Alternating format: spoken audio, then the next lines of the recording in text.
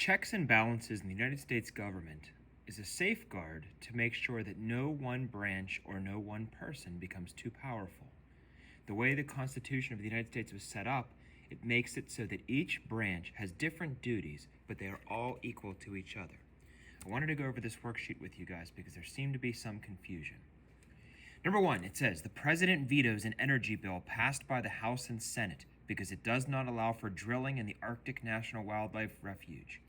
If the House and Senate are passing the bill and the President is vetoing the bill, that would be an example of the executive branch, the President, checking the legislative branch. Basically, the President telling the legislative branch that bill is not going to pass.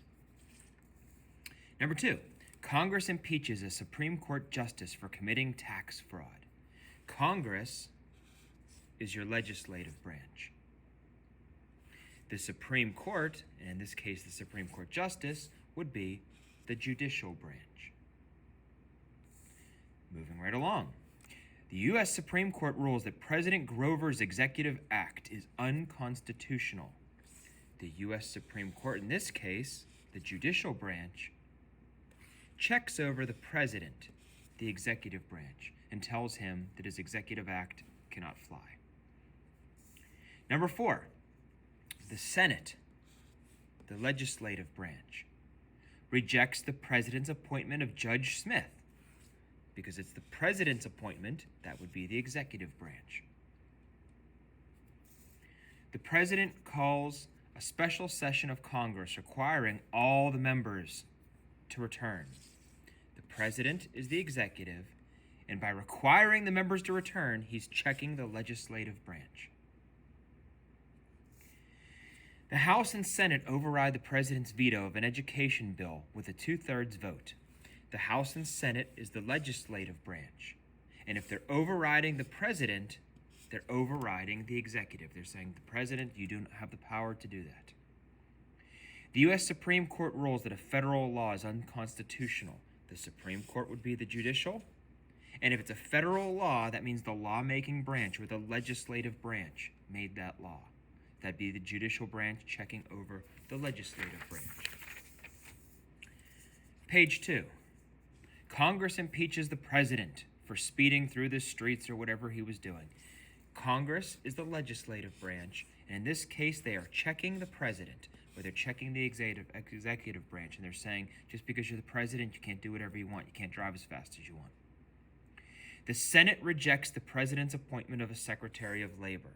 The Senate is the legislative branch. By rejecting the president's appointment, they are checking over the executive branch.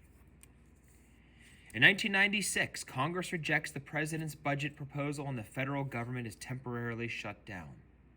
Congress rejecting the president is the legislative branch rejecting the executive.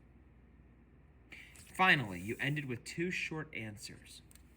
Now, number 11, this is an opinion question, but you need to support an opinion with fact. You can't just say, I like it because it's the best. So you could say, in your opinion, which check and balance in our system of government is the most important and why? You could say anything you want. You could say, I think the judicial branch is the most important one to check over the legislative and the executive because the judicial are the judges. And they're not making the decisions, but they're taking a look at other people's decisions and determining whether they're good ones. If the president makes a veto, the Supreme Court can say that it's unconstitutional. If the legislative branch passes a law, the Supreme Court can say it's unconstitutional. You can change it around and you could say the same thing about the executive branch checking over the legislative branch. You could say if the legislative branch passes a law, the president is the voice of reason to say whether or not that law should fly. Conversely, you could say the legislative branch is made up of a large group of individuals checking over one person. But whatever you said, you need to support with fact. And finally, if you had to eliminate one of the checks and balances in our system of government, which would you eliminate and why? Again, that's an opinion question. You could say something like, I would eliminate the judicial branch, and maybe I'd give the powers of the judicial branch to the president. You could say maybe you'd eliminate the president himself. Governments like the Canadian government have a very similar system, but they don't have a president.